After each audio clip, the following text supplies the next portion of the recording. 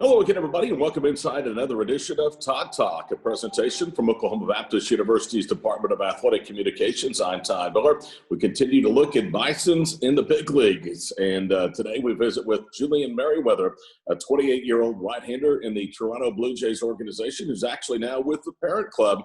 Julian, thanks for visiting with us today. Yeah, appreciate it, Todd. All right, what a journey you've had. Let's talk about, first of all, arriving at OBU, how you came about that decision, and really when the light kind of clicked for you in terms of becoming a collegiate pitcher with hopes of being a big league pitcher at Oklahoma Baptist.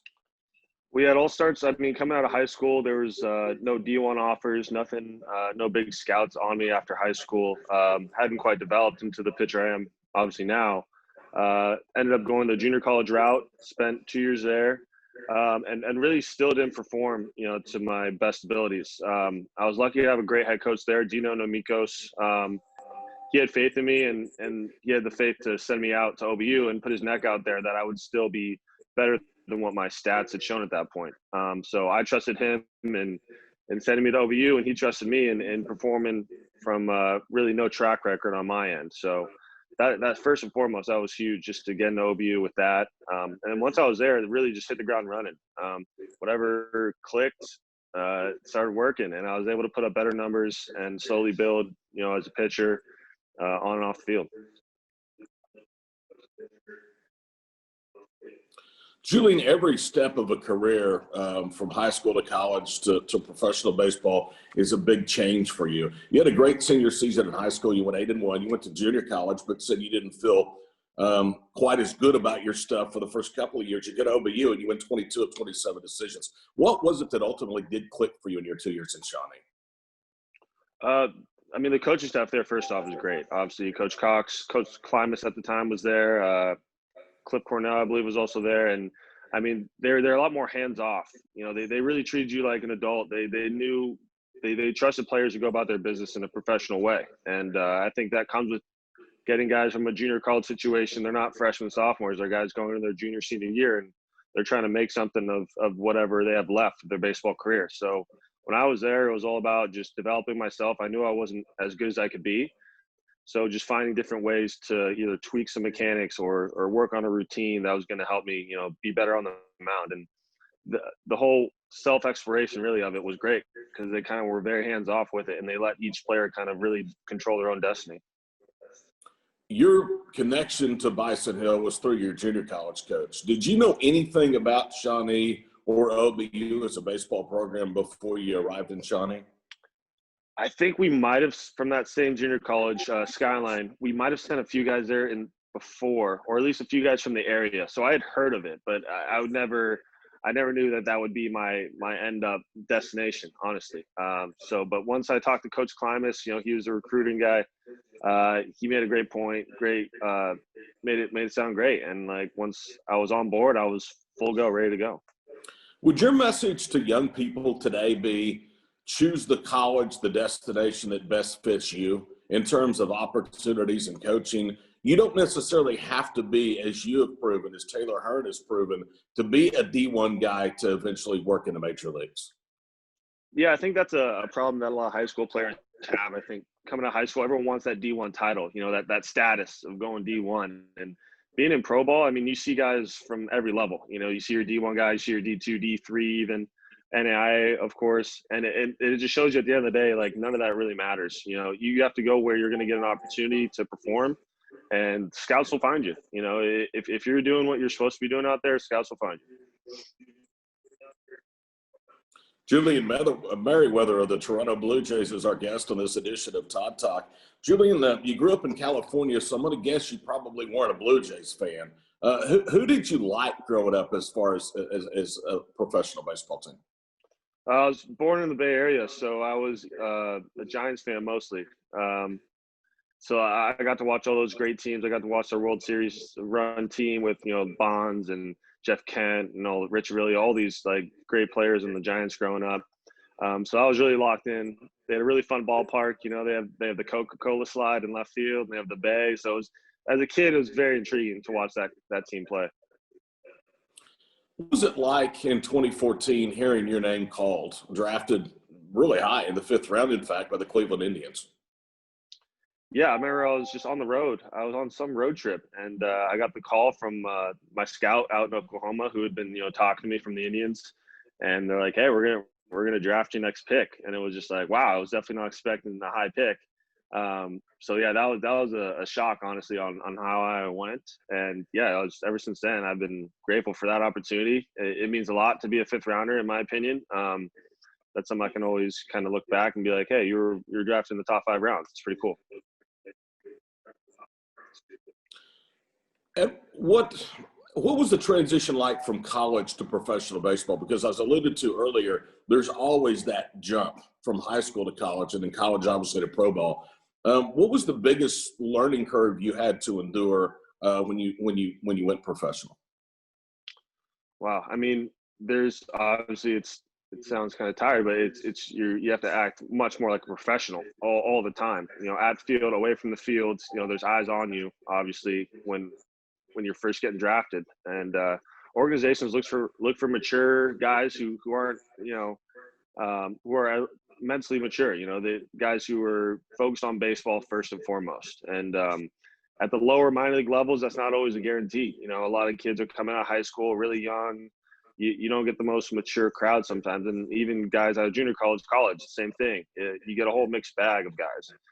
So I think the main thing was be a professional, as simple as it sounds. There was like the way you dressed away from the field, how you handled yourself at the field, how you dealt with staff. Everything kind of comes back to you as a person, and that was a huge thing coming to pro ball. You really have to lock that in.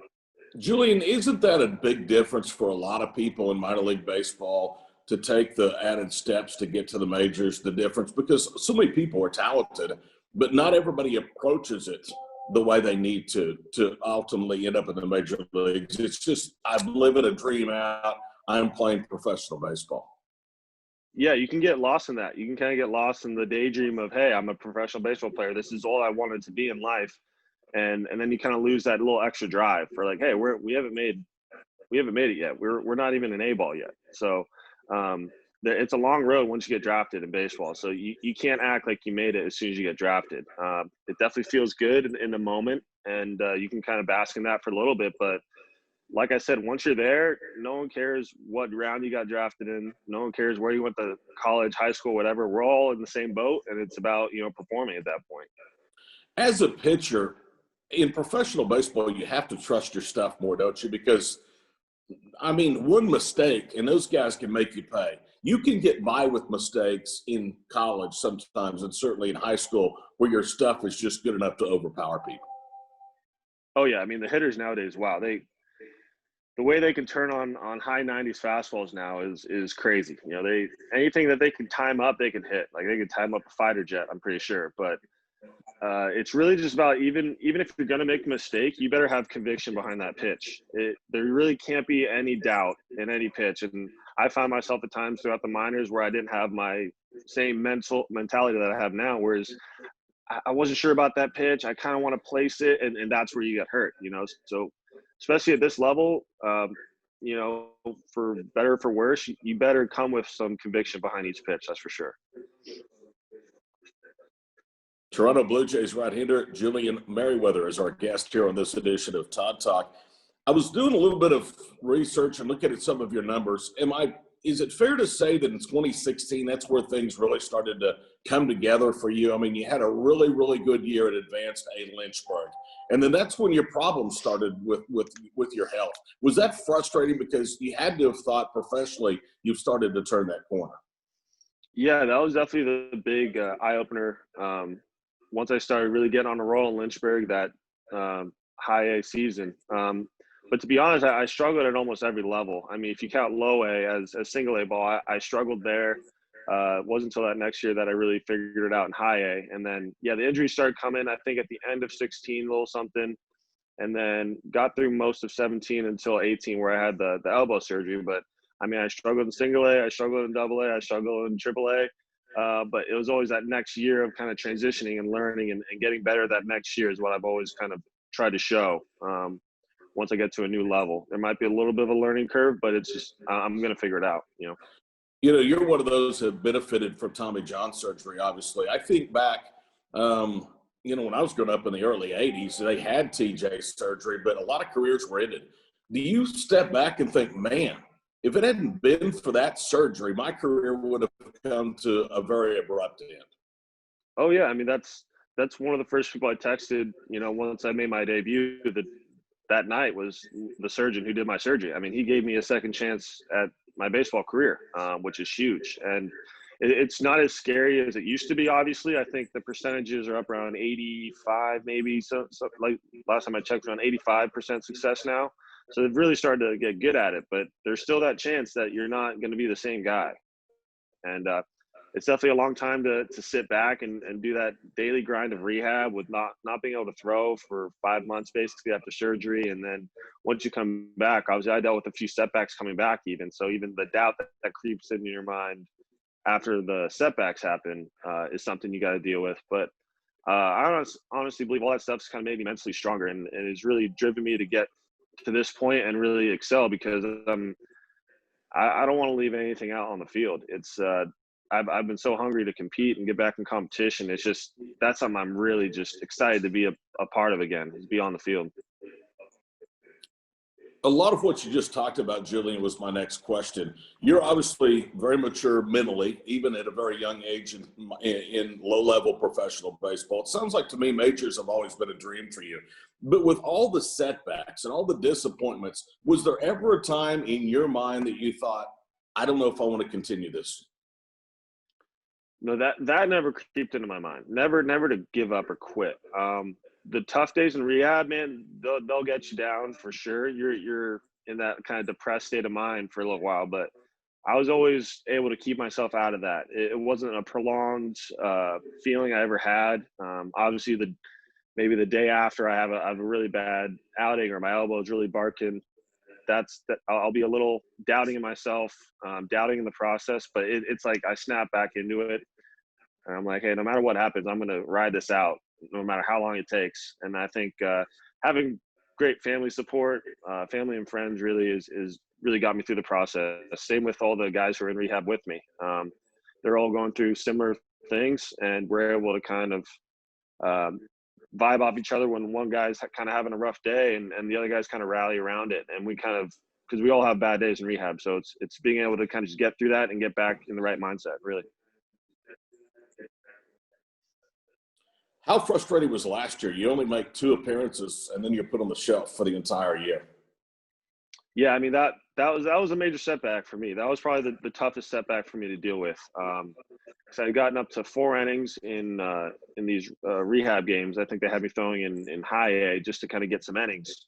And I threw a 4-inning game, and that was all my elbow could take at that point. The next day it wasn't pretty, and I had to basically shut it down for a good chunk, maybe a month and a half, 2 months almost. And that was at that point, that was right in the middle of the season. So at that point, I knew my season was over. So I had to deal with the thought of that. Luckily, though, I was able to get an opportunity to go out to the Arizona Fall League, which was at the end of the season, and ended up feeling good again by then. And then was able to throw there and get some innings and felt great coming off that. So I was really grateful for that, to be able to go into the off season feeling like everything was feeling good. And that was honestly just a huge moment for me to get through that and kind of head into the off season and get ready for this one. Okay, Julian, it's pretty cool. Not only have you been traded, you were traded in a big deal with Josh Donaldson being involved, but you're also the infamous player to be named later. How does that feel? And how did you get the word eventually that, hey, you're leaving Cleveland and headed to Toronto? So, yeah, it's definitely a weird situation. First off, I was in rehab. Second off, the rumors were obviously flying around, and I'm not a big social media guy, so I don't have Twitter and all this stuff that all these rumors are coming in. But I started showing up to the field, and guys are like, hey, were you traded for Donaldson? And I'm like, I have no clue. So I'm calling my agent, kind of just being, hey, did I miss something here? There's people saying I could have gotten traded, and nothing had been official yet. It was all rumors. And then not long later, I think that same day, our farm director from the Indians called me and was like, hey, you're going to go to Blue Jays. And, it was a good conversation. And then he kind of gave me the rundown, which was basically I would be continuing my rehab for the next month with Cleveland until I was actually officially traded at the end of the year because there's something with clearing waivers at the end of the year for this player to be named later. That's the whole gist of it. So they were just basically telling me, hey, you're the player to be named later. The staff know, the players don't know. So like, I wasn't allowed to tell anyone. So it was kind of a weird situation to be in, but I couldn't be more thankful for the Indian staff. And I mean, I got pretty close to them during the rehab process and their professionalism through the whole thing. Really seamless transition once I finally went over to the Blue Jays as well, because I was still continuing my rehab with the Blue Jays. And yeah, the process was handled really professionally, and I appreciate that on both sides. Okay, I've got to ask you, what's this year been like? Because it's a strange year in professional sports across the board, but it's especially been different for the Blue Jays organization because you play in Canada. Obviously, the Canadian government has said, nope, you're not going to play at home this year. You guys didn't know for the longest time where you were going to call home, and now it's Buffalo, New York. Yeah, we were kind of being jerked around a little bit. Kind of, we're thinking about going to Pittsburgh, or obviously first it was Toronto. And we had a lot of optimism. I think a lot of people thought we were actually going to be in Toronto, and then the last minute they sweep the rug out from under us.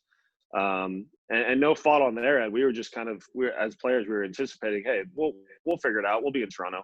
But obviously, that didn't happen. So then I think we moved on to Pittsburgh, and then that didn't happen, and then Baltimore, and that didn't happen.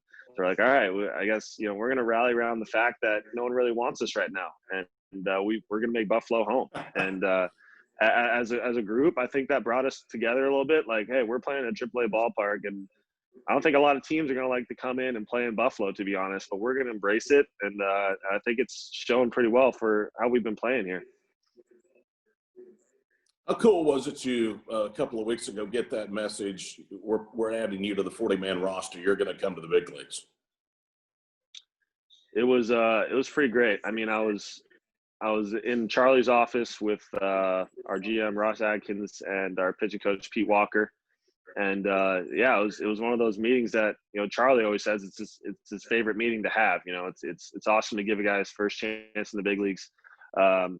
I was sitting there waiting for that call, obviously for a long time, so I was ready for it. I was just excited to finally get that call, and then my next thought was, all right, when am I pitching? Like let's make this thing real.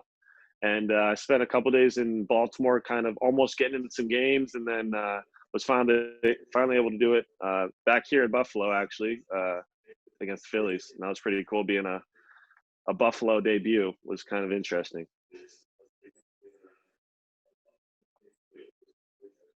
Are you pretty pleased with the way you've pitched so far? I mean, last night you made your first career major league start, struck out 3 in 2 innings, no runs, 1 hit. I mean, it looks like to me, number-wise, you've proven that you don't right now belong in the big leagues. Yeah, I mean, I couldn't be happier with how everything's happened so far. Definitely can't complain, right? The stuff's been there, health's been there. I've been able to kind of mix all my pitches, which I think has helped. They see a guy coming out of the bullpen, they're like, "What's he got? Fastball, slider, what is it, curveball?" Like, and I have 4 pitches, so it's kind of an interesting mix to have out of the pen. I think I've used that to my advantage. Where I mean, nowadays with all these scouting reports, they'll figure you out pretty quick in the big leagues. They know exactly what you're throwing. So the fact that I can kind of mix it up from outing to outing, like last night when I was starting, it was a lot of fastball changeup, and I hadn't really thrown too many changeups up until then. So I think that has been working to my advantage. It's kind of the superpower is kind of having teams not have a big scouting report on you and not big data size. So I've just been taking advantage of that, being aggressive and trying to get ahead in the count and then put them away with stuff they might not know about yet. Okay, you're human. Be honest, was there any nerves last night making that start against Boston? Oh, yeah. It was different being back in the rotation because, I mean, it was short-lived for me. Like, I used to be a starter and everything, but then they threw me in the pen. So now there's a totally different kind of mentality in the bullpen. And then I'm sitting there before the game starting. I'm like, oh, man, I'm starting again. So, like, you have the jitters the whole day. You're going over the lineup a lot more. You're preparing more like a starter. And I was like, wow, this is I kind of remember this. And I like that, kind of be able to go over the lineup with the catcher and stuff like that.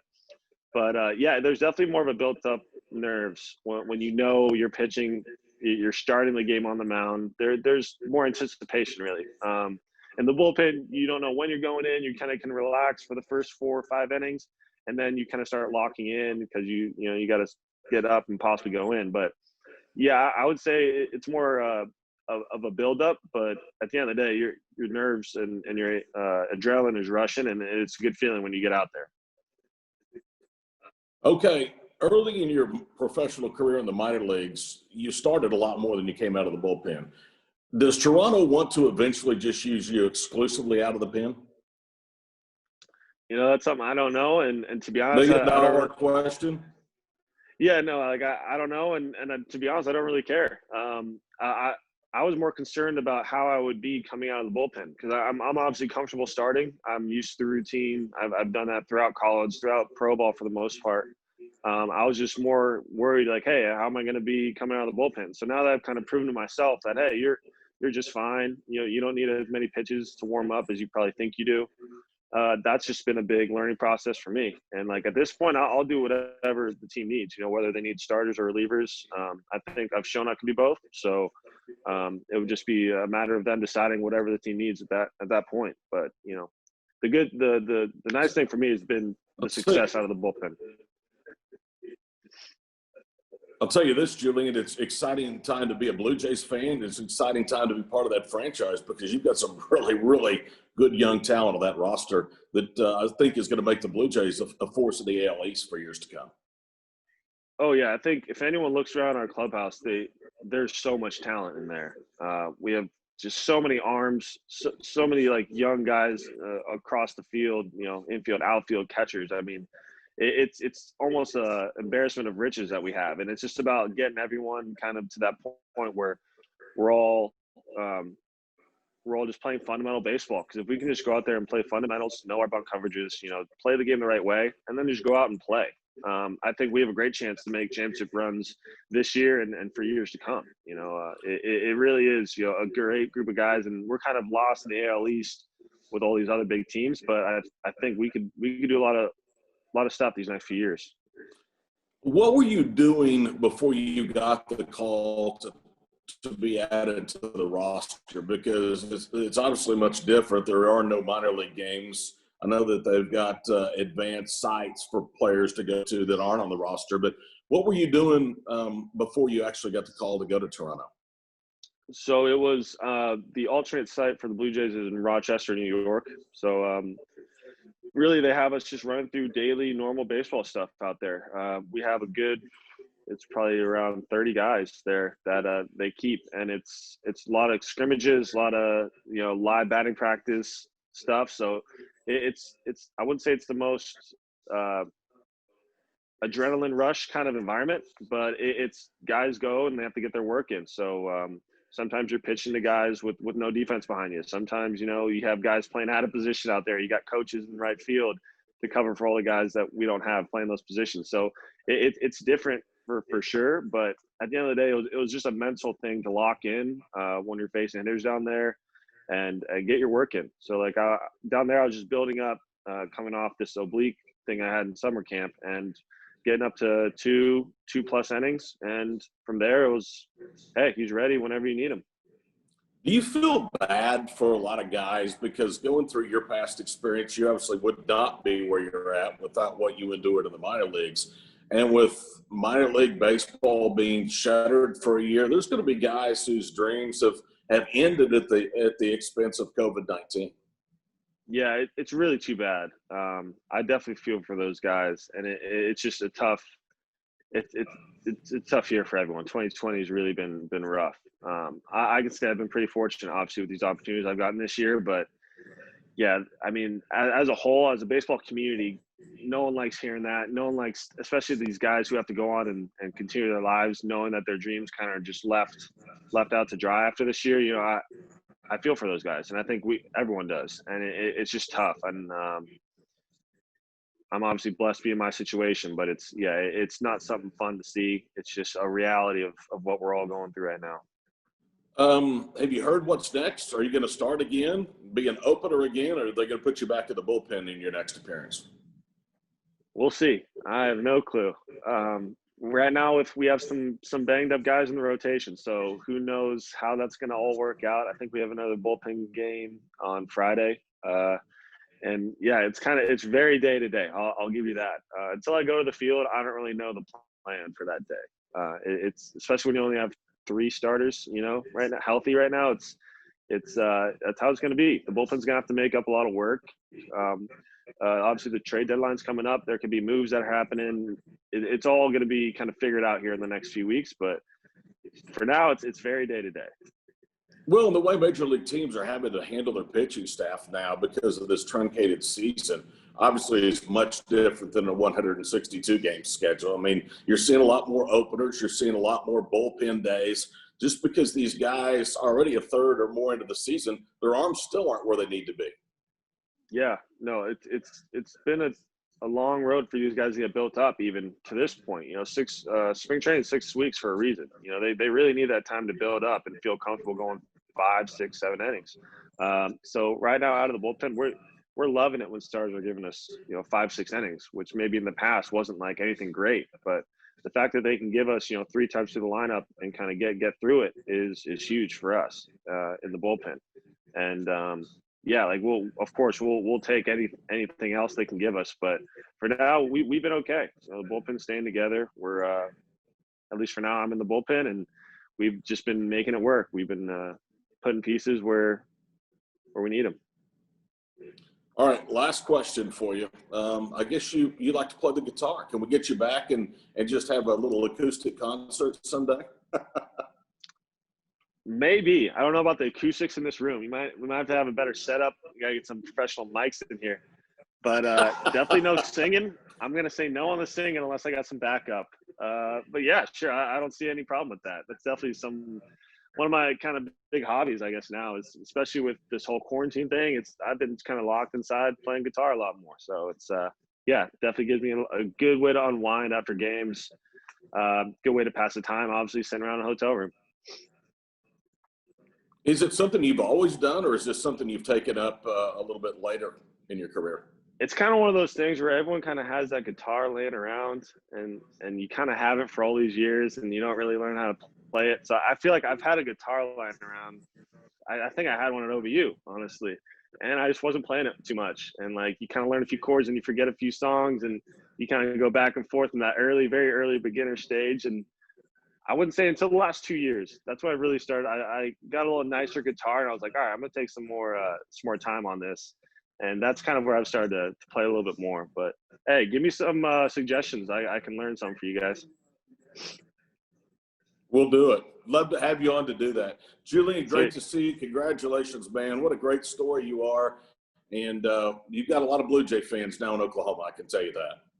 Appreciate it. No, I appreciate all the support, all the OBU support. A lot of reach out, and it's been awesome. Good to see you, my friend. You too. Julian Merryweather of the Toronto Blue Jays, our guest on this edition of Todd Talk. Don't forget you can see all the episodes from previous shows on OBU Athletics YouTube page. Once more for Julian Merryweather, I'm Todd Miller. We'll see you next time on another edition of Todd Talk.